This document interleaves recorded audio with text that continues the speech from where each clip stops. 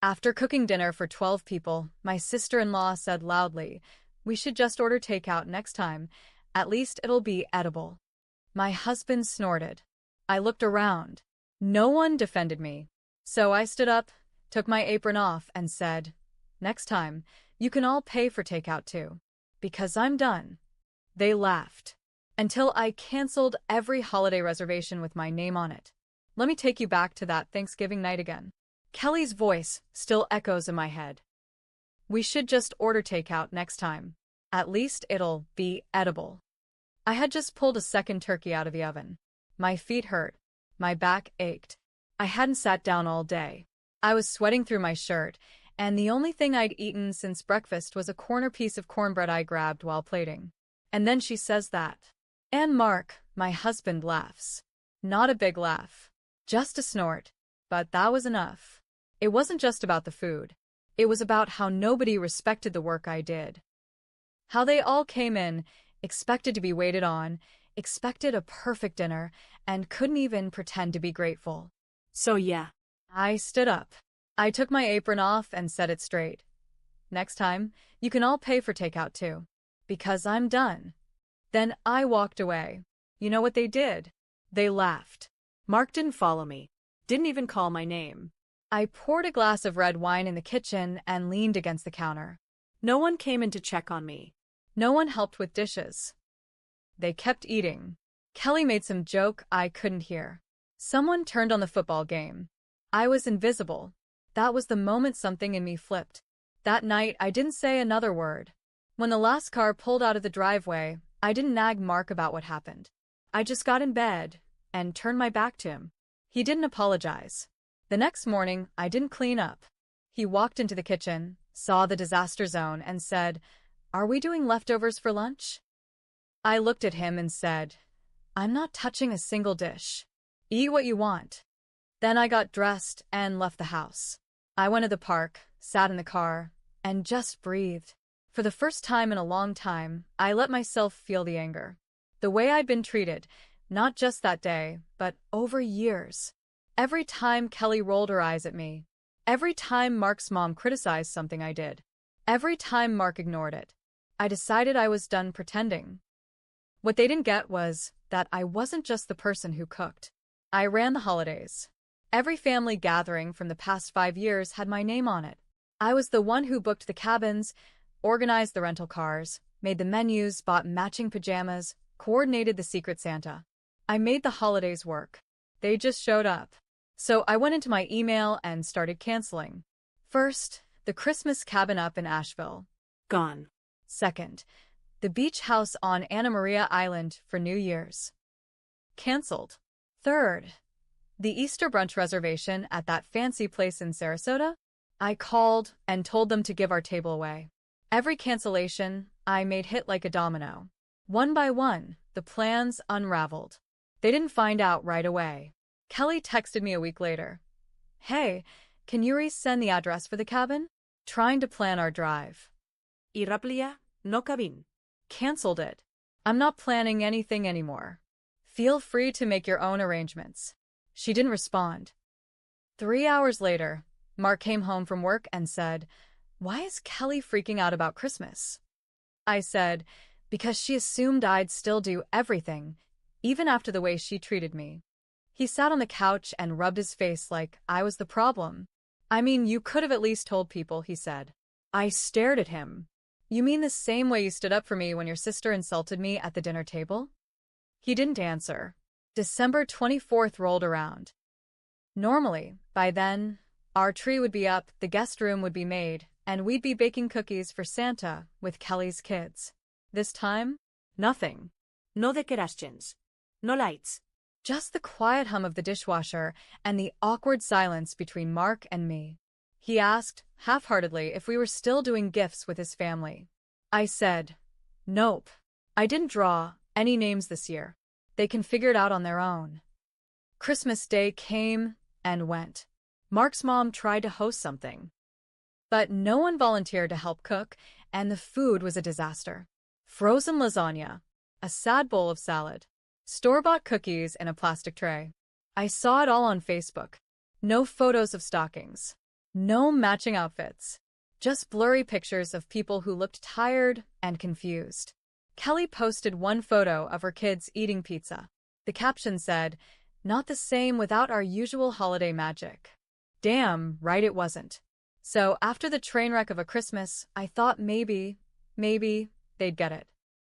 Maybe someone would call me. Maybe Mark would sit me down and finally ask how I felt. He didn't. Not once. He acted like the canceled plans just happened. Like it was an accident. Like I was being too emotional. One night, mid-January, I asked him point blank while we were brushing our teeth, "Do you even care that your family disrespected me? That you laughed with them when they mocked my cooking?" He didn't even look up from the mirror. He spit, wiped his mouth, and said, "It was a joke. You're taking it too seriously." Right then, I knew I was alone in my marriage. That stung deeper than anything Kelly ever said. I stopped showing up for things. Kelly's youngest had a birthday party in February. I didn't go. Mark went, came back with a slice of cake on a paper plate, and said, "They asked where you were. I told them you were still mad." I looked him dead in the eye and said, "No, I'm not mad.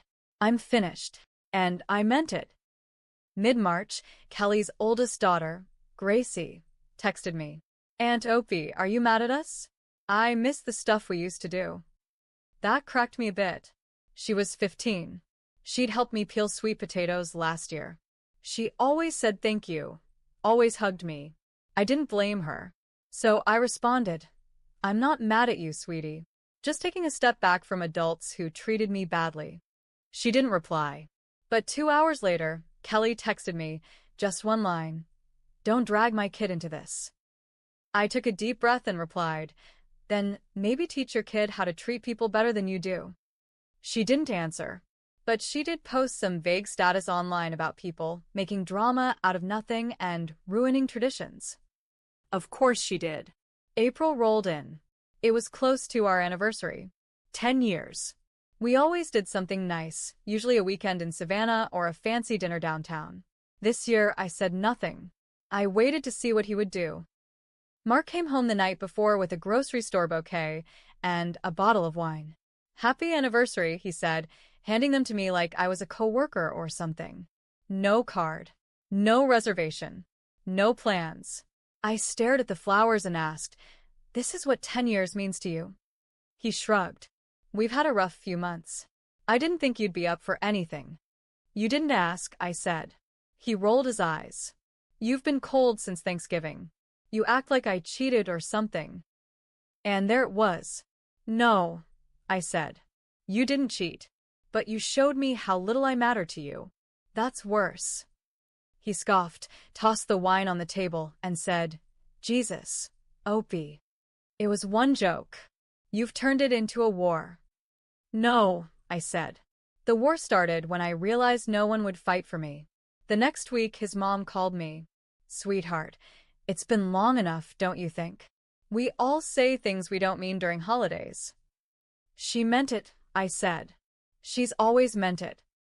"That wasn't new. That was just the first time you all said it out loud." She sighed. "We're planning a summer barbecue. Why don't you and Mark come? Clean slate." I paused. "Only if Kelly apologizes." Long silence. "Let's not make this about pride." I hung up. It's funny how people treat you when they assume you'll always stay. That you'll swallow the insults, do the work, take the jokes, and smile for the camera. But when you stop, when you really stop, they fall apart. By May, the group chat Mark's family used was practically dead.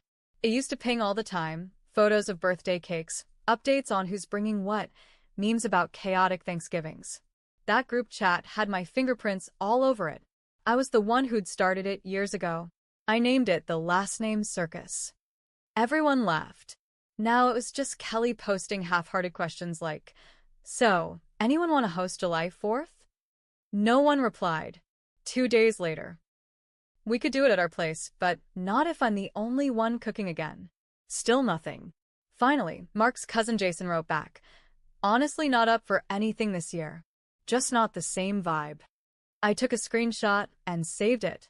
One Saturday in early June, I went to the grocery store and ran into Kelly. I had no warning.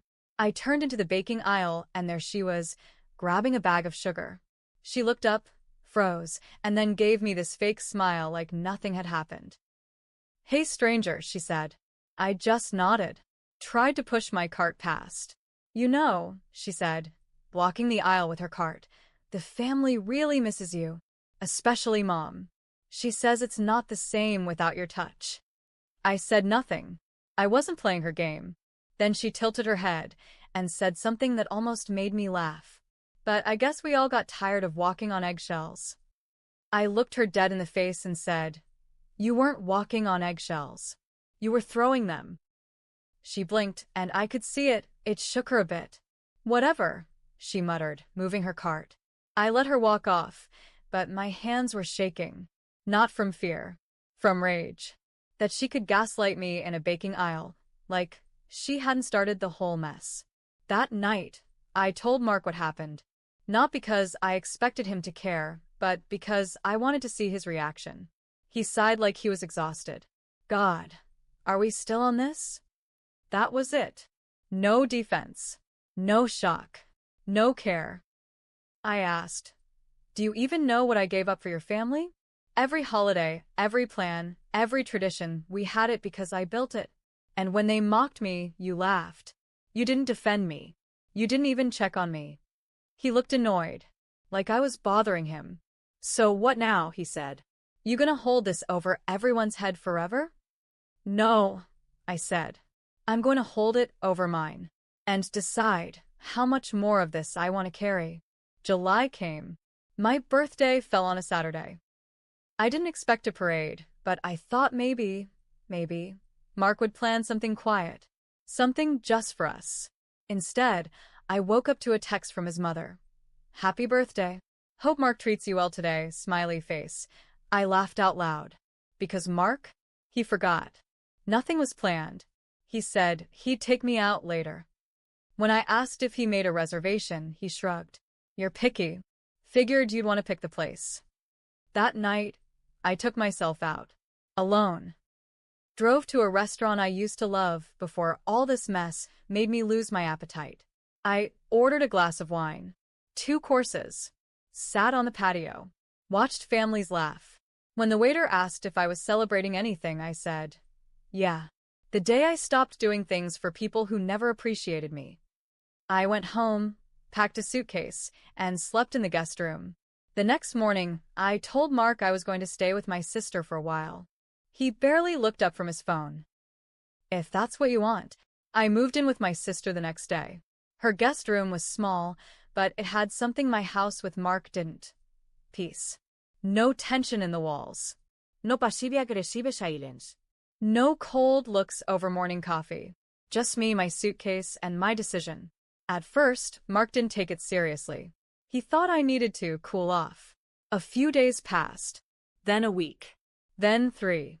I didn't call. I didn't text. He sent me one message. "You've made your point. Can we talk now?"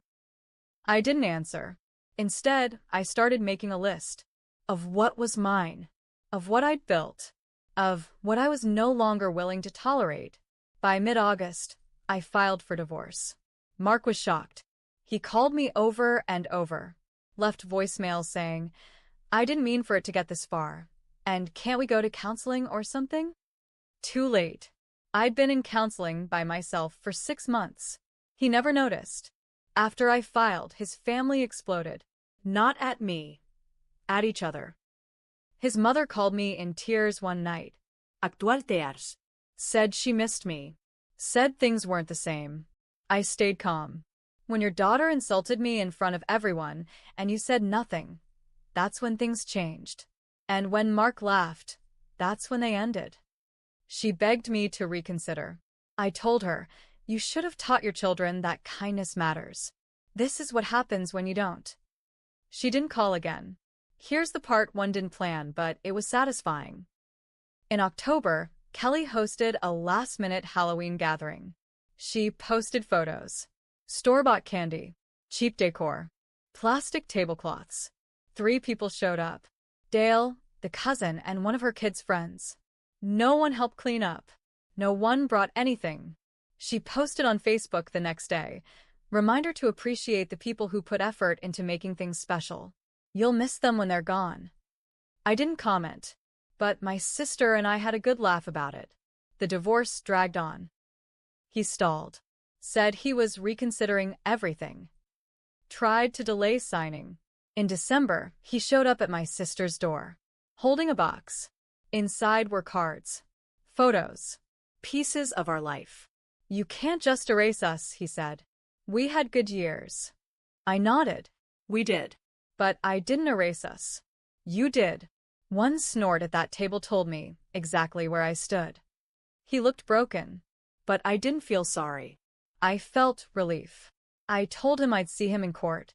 Thanksgiving came around again. This time, I stayed home. Lit à Candle. Made myself a plate just for me. The stuffing.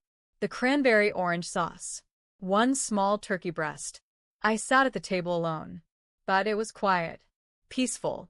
No snide comments. No eye rolls. And when I took the first bite, I smiled. Because it was damn good. And I didn't care who else agreed. Mark lost more than a wife. After the divorce, his family blamed him. Kelly kept her distance. Their group chat died for good. No more big family dinners. No more matching pajamas.